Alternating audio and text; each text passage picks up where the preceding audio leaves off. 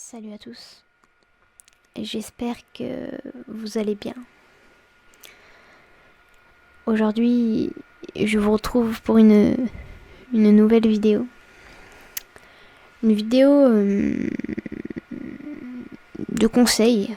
J'ai sélectionné 5 conseils pour vous aider à potentiellement vous lancer dans l'ASMR. Car il y a quand même pas mal de personnes qui me demandent en commentaire de vidéos des conseils pour se lancer dans l'ASMR.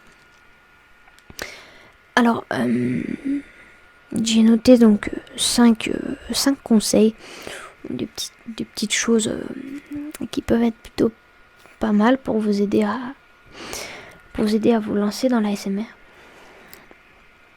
C'est des choses simples qui sont en tout cas pour moi logiques. Et voilà, peut-être des petites choses que vous avez déjà entendues. En tout cas, on va donc pouvoir commencer avec le premier commentaire. On va donc pouvoir commencer avec le premier conseil. Je vous conseillerais en fait d'être vous-même dans vos vidéos. Je vous conseillerais d'être vous-même, de ne pas essayer de faire comme les autres, de faire ce que vous aimez. Admettons que vous aimez, je ne sais pas, sans même parler de l'ASMR, je parle de YouTube en général. Je vous conseillerais vraiment de faire ce qui vous plaît et d'être vraiment vous-même. Admettons que vous n'aimiez pas, je sais pas, le tapping par exemple en ASMR. Bah, n'allez pas faire du tapping si vous ne savez pas le faire et que vous n'aimez pas en faire. Pour essayer de faire comme les autres. Faites ce que vous savez faire, ce que vous aimez faire. Voilà. Bon, après, si vous êtes par exemple quelqu'un qu'on pourrait qualifier d'un petit peu hyperactif, un petit peu speed, un petit peu brusque, je vous conseillerais quand même là d'essayer de vous calmer avant de faire des vidéos, d'essayer d'être moins rapide dans vos paroles, essayez d'être plus calme, plus appliqué. C'est vrai que c'est pas simple au début de faire des vidéos ASMR, mais essayez de vraiment vous appliquer, de vous concentrer sur ce que vous faites et ça devrait être quand même plutôt bien. Voilà pour le premier conseil. Le deuxième conseil que je pourrais vous donner, c'est de ne pas trop investir au début de votre chaîne YouTube. Quand je dis au début, c'est en fait quand vous allez vous lancer dans votre chaîne YouTube, vous n'êtes pas forcément encore sûr que ça va vous plaire. Peut-être que c'est une crise, comme on pourrait dire, que ça va vite vous passer. Peut-être que dans 2 mois, vous n'aimeriez plus faire de l'ASMR. Et si vous avez investi dans un micro qui coûte 150 €, vous allez être un petit peu dégoûté. C'est pour ça que je vous conseillerais de commencer avec votre téléphone. À la limite, une paire d'écouteurs ou un petit micro qui se branche en jack à votre téléphone. Je vous conseille ça, c'est très très bien pour commencer. Histoire d'être sûr que l'ASMR ça vous correspond, que ça vous plaît. Je vois par exemple une youtubeuse que je regardais qui s'appelait Kira ASMR, qui n'a pas investi dans du matériel, mais voilà, qui a fait quelques vidéos et qui s'est lassée, qui a dit que c'était pas pour elle, qui a donc arrêté. Et c'est vrai que je pense qu'il faut être sûr de ce qu'on fait pour investir dans du matériel un petit peu plus haut de gamme. Ça me paraît logique en tout cas. D'ailleurs, j'ai 2-3 trucs à vous conseiller. Si vous faites des vidéos avec votre téléphone, si vous n'avez pas d'ordinateur ou que vous n'avez pas forcément envie de l'utiliser, sur votre téléphone. Une fois que vous avez enregistré votre vidéo, je peux vous conseiller un logiciel de montage que j'ai utilisé pour 2-3 de mes vidéos que j'avais filmé avec mon téléphone il y a pas très longtemps, qui s'appelle Filmora, qui est gratuit. Bon, il est pas mal. Bon, c'est un petit logiciel sur téléphone. C'est mieux que rien s'il y a un petit moment que vous voulez enlever de la vidéo au lieu de tout refilmer. Vous pouvez le couper assez rapidement. C'est plutôt pas mal. Je peux aussi vous conseiller un logiciel également gratuit pour téléphone qui s'appelle Pixlr.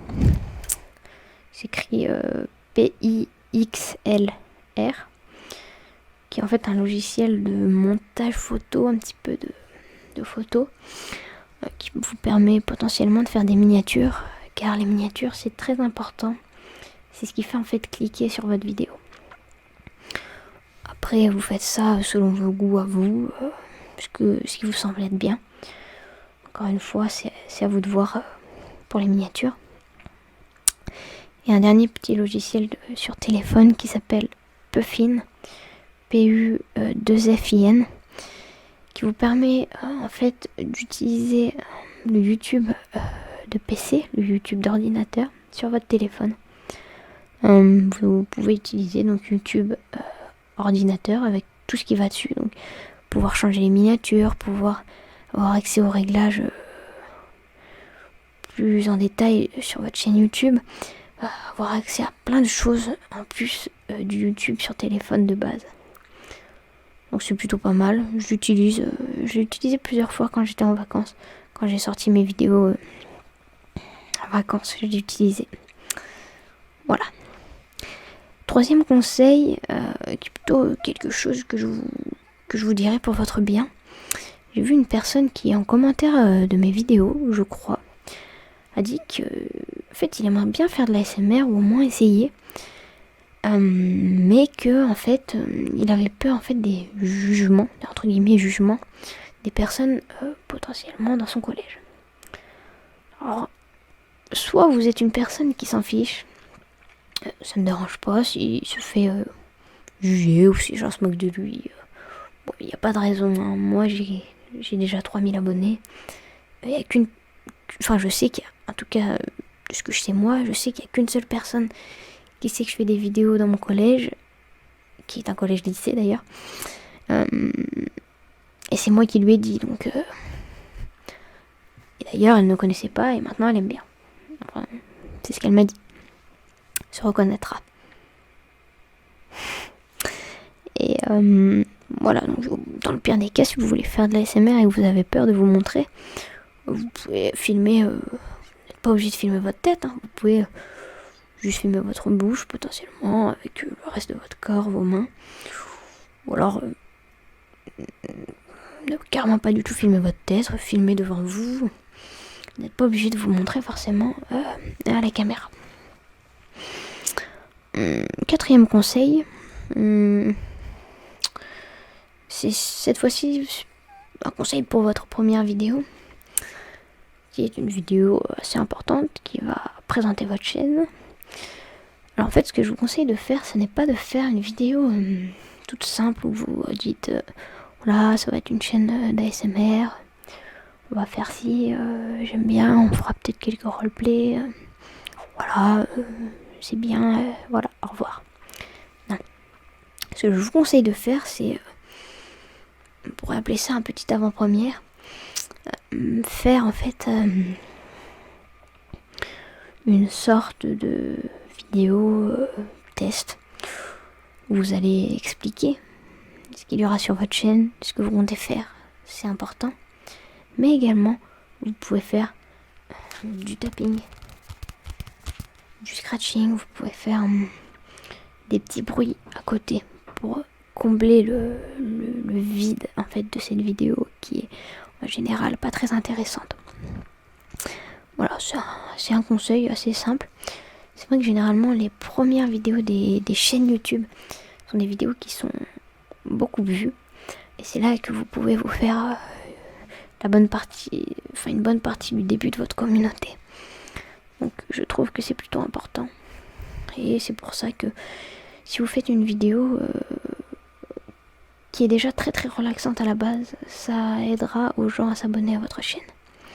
D'ailleurs, si deux personnes font de la l'ASMR, n'hésitez pas à me le dire en commentaire. J'aime bien regarder les vidéos des, entre guillemets, petits youtubeurs ASMR. Je passerai peut-être voir. On verra. Et le cinquième conseil que je pourrais vous donner, c'est d'être proche de vos abonnés. Je vois assez régulièrement des petits youtubeurs ASMR qui font des vidéos que j'aime bien en général. Et puis je regarde les commentaires pour potentiellement en mettre un et voir un petit peu ce qui se dit. Et en fait, il y a quoi? Il y a maximum, en général, maximum 10 commentaires. Et la personne ne prend même pas le temps d'y répondre, alors qu'en soi, ça ne prendrait même pas 5 minutes.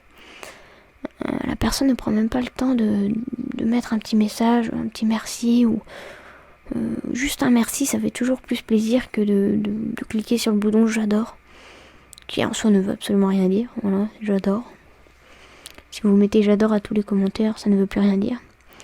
Et j'ai vu des vidéos où les personnes posaient des questions et les youtubeurs, la youtubeuse ASMR ne répondaient même pas. Je trouve ça un petit peu dommage quand on a 200 abonnés de ne même pas répondre à 3 commentaires sous sa vidéo. Donc répondez aux commentaires sous vos vidéos, c'est très important. C'est sûr qu'après, quand on arrive à un stade où on a 200 commentaires sous une vidéo, c'est un petit peu plus chiant parce qu'on y passe beaucoup de temps. Mais bon, voilà. Donc si vous créez une chaîne d'ASMR, n'hésitez pas à me le dire en commentaire que vous avez créé une chaîne. Et j'irai potentiellement voir ce que ça donne. Je vous souhaite donc une très bonne journée ou une très bonne soirée. Et puis au revoir.